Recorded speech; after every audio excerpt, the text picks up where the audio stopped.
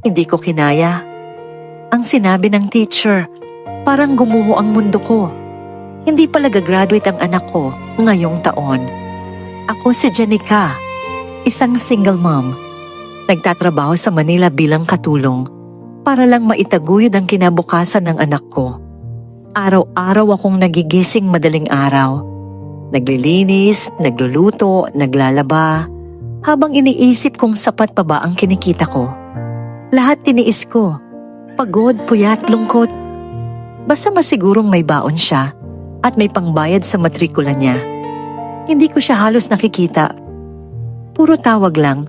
Puro okay lang ako, ma. At naniwala naman ako sa kanya. Isang araw, tinawagan ako ng advisor. Kinakabahan ako. Bakit kailangan kong pumunta agad? Kinabukasan doon.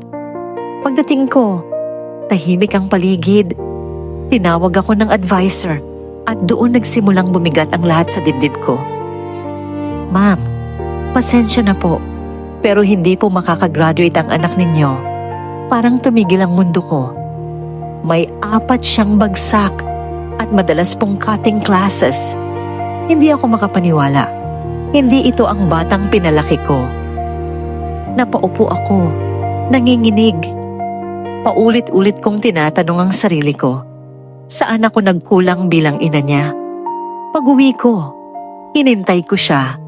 Hindi ako nagsalita agad, pero ramdam niyang may mali. Tinanong ko siya. At doon, hindi ko na napigilan. Lahat ginagawa ko para sa'yo. Nanginginig ang boses ko. Tahimik siya. Umiiyak, pero wala siyang maipaliwanag agad sa akin. Hanggang sa sinabi niya, napariwara siya. Dahil wala ako, hinahanap niya ako, pero trabaho ko lagi ang inuuna ko.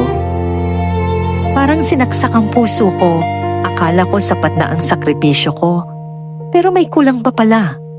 Niyakap ko siya, umiiyak kami pareho.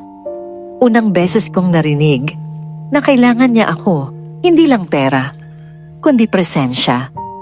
Doon ko napagtanto, hindi sapat ang sakripisyo kung nawawala ka naman sa buhay ng anak mo.